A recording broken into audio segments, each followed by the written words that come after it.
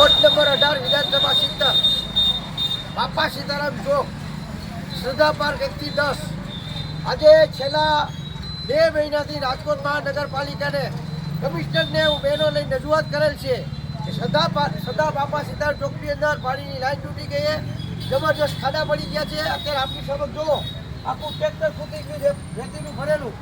આ વિસ્તારના ભાઈઓ અને બહેનોને અમારી માંગ છે રાજકોટ મ્યુનિસિપાલિટી કમિશનર સાહેબને અને અમારા ભાજપના ભરતીયા જે ઓફિસરો છે કે 2 દિવસની અંદર આ રોડનું કામ ચાલુ નહીં કરે અને મોડી સંખ્યામાં કમિશનર સાહેબને પાછો ઘેરાવ કરશું આવતા દિવસોમાં।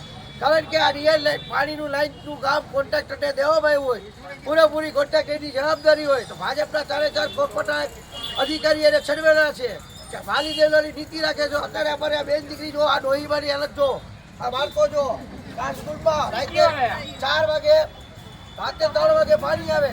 એ વોર્ડ નંબર 18 મારી રજૂઆત છે। રાજકોટ મેરલ ન્યૂઝ, દિવ્ય ભાસ્કર, તમામ મીડિયાને મારી એક અપીલ છે કે અમારો આ વોર્ડ નંબર 18નો પ્રશ્ન નરેશભાઈ ગઢવી અને અમારા નાના છોકરા પડે છે, ગાડી ખૂંચી જાય છે અને હાથ પગ ભાંગે છે, ટ્રેક્ટર ખૂંચેલું છે, બાયુને હાલવાની ખૂબ ઓલી થાય છે પ્રોબ્લેમ અને કેટલા છોકરા બીમાર મચ્છર થાય છે, ગંદકી વાળો થાય છે, એમાં મચ્છર થાય છે, એટલે એનો પ્રોબ્લેમ સોલ્વ કરી દો અમને।